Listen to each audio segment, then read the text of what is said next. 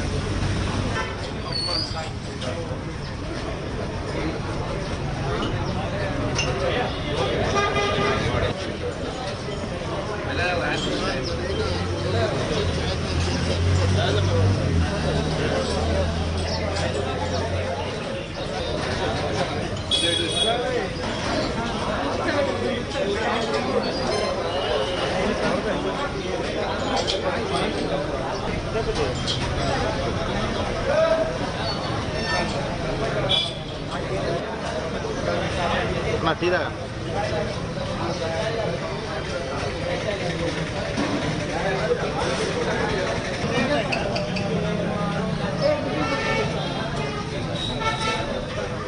Baba, silence, please.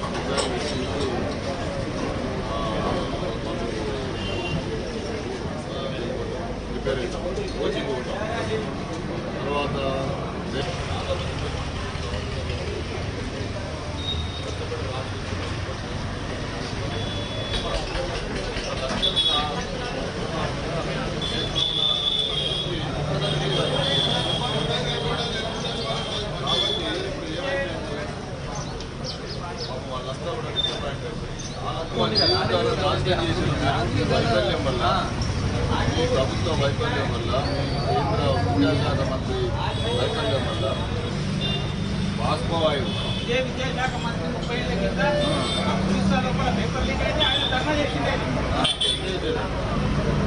మళ్ళీ Vakeel registration పోవడానికి డబ్బులు కంటే సేమ్ కావాలి.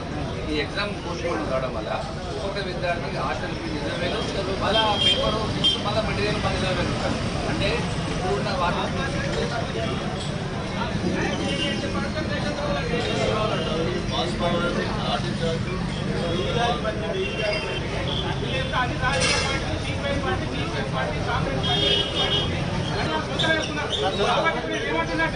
రాజకీయ పార్టీ భద్రమైన రంగంలో మొత్తం